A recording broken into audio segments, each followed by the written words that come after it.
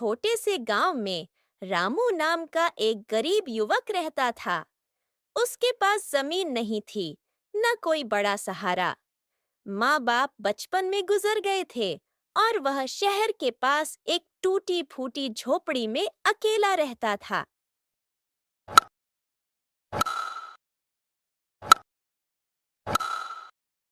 रोजाना मजदूरी कर वह अपना पेट भरता था, लेकिन उसके दिल में एक सपना था, एक ऐसा ढाबा खोलने का जहां लोग सिर्फ खाना खाने नहीं, बल्कि सुकून पाने आए। अरे मैं एक ढाबा खोलना चाहता हूं जिसमें अमीर ही नहीं बल्कि गरीब आकर भी अपना पेट भर के खाना खा सके। हे भगवान, कोई रास्ता दिखाओ जिससे मैं अपना एक ढाबा खोल सकूं। रामू को खाना बनाना बहुत पसंद था। जब वह मजदूरी से थक कर घर आता, तो खुद के लिए कुछ नया बनाने की कोशिश करता। एक बार उसने रास्ते में फेंकी गई बासी सब्जियों से ऐसी स्वादिष्ट खिचड़ी बनाई कि उसका पड़ोसी तक उंगलियां चाटता रह गया। अरे वाह रामू, इतना अच्छा खिचड़ी बनाया कि खाकर मजा आ गया। वाह। एक दिन वह शहर के एक बड़े होटल में मजदूरी कर रहा था। वहां के शेठ की बातों से उसे प्रेरणा मिली।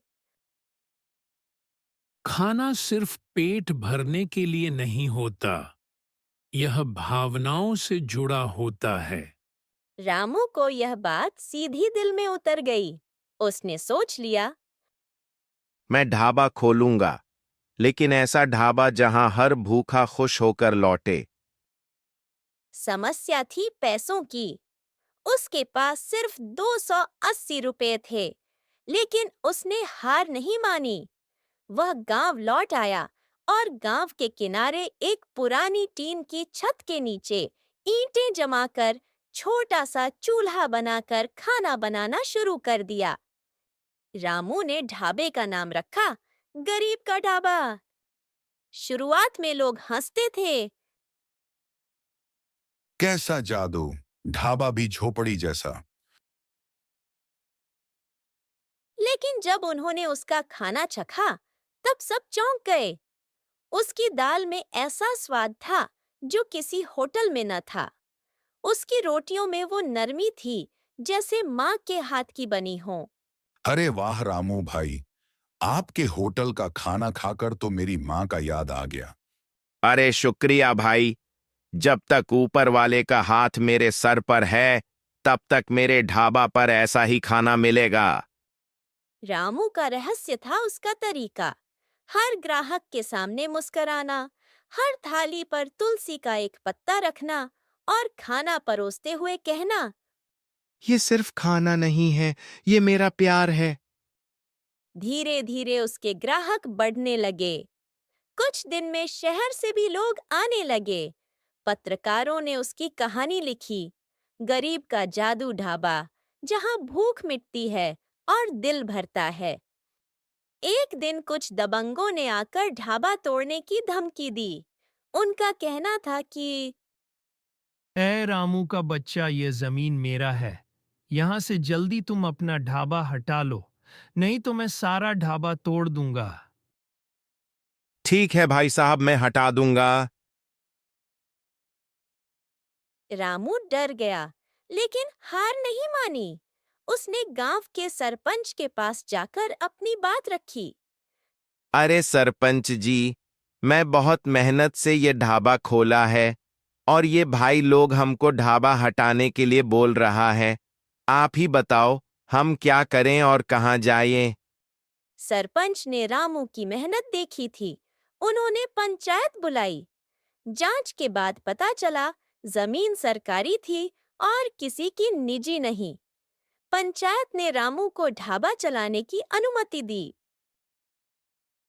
अरे भाई, मुझे माफ कर दो, मैं आपके साथ बहुत गलत किया। अरे कोई बात नहीं भाई, अब आ गए हो तो खाना खाकर जाओ।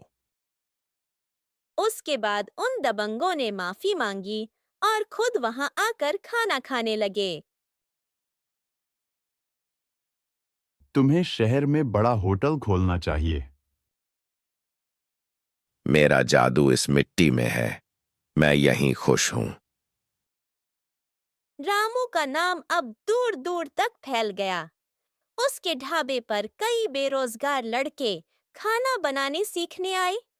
उसने उन्हें मुफ्त सिखाया और कुछ को नौकरी भी दी। एक दिन एक बड़ा बिजनेसमैन रामू के पास आया और कहा, मैं आपका ढाबा खरीदना चाहता हूं। 1 करोड़ रुपए दूंगा। माफ कीजिए, यह ढाबा बिकने के लिए नहीं बना। यह मेरी आत्मा है और आत्मा की कोई कीमत नहीं होती। आज जादू ढाबा न सिर्फ एक ढाबा है, बल्कि एक स्कूल है, संघर्ष का, ईमानदारी का और आत्मसम्मान का। वहां हर ग्राहक सिर्फ खाना नहीं खाता, बल्कि कुछ सीख कर जाता है। माफ करिए भाई साहब, मैं आपका आत्मसम्मान को खरीदने का दुस्साहस किया है। अरे कोई बात नहीं भाई साहब, आप यह बात समझ गई वही मेरे लिए काफी है। चलिए आप पहले खाना खा लीजिए। ऐसे ही धीरे धीरे रामू का गरीब ढाबा मशहूर हो गया।